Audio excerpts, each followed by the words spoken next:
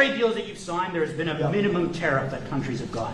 When USMCA gets renegotiated, do you want a minimum tariff on goods between Canada and the U.S.? Well, we're going to have tariffs between Canada and, they have them with us.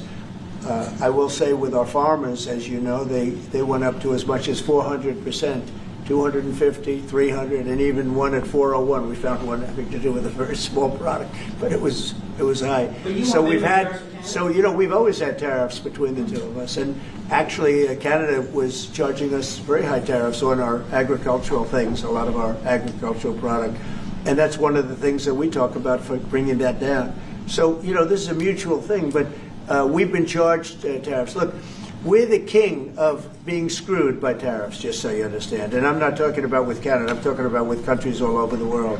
When you look at Europe, when you look at China, when you look at all of the, almost every country charged the U.S., we didn't charge them.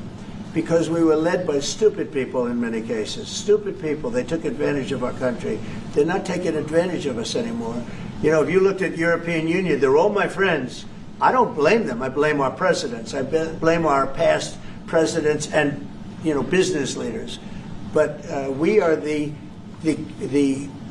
king of countries that have been taken advantage of for many, many years. We've been paying trillions and trillions of dollars and receiving nothing at all. As an example, prior to the deal with Europe, where they pay a lot of money, but they're happy and I'm happy. The deal was good. It's a fair deal.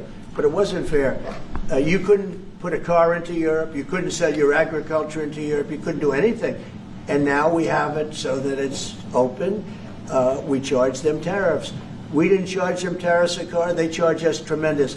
I said to Angela Merkel once, I said, how many cars have gone to Germany from the United States? And she said, well, I don't believe any. And I said, you're right. You're right. Well, that doesn't happen anymore.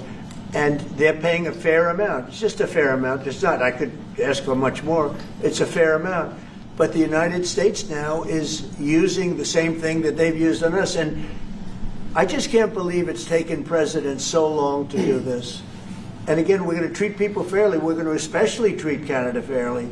But I can't believe it's taken so long where we get charged and don't charge them. Japan was a good example. We made a deal with Japan. You saw that, Mark? A deal with Japan. It's a much different deal than we've had in the past.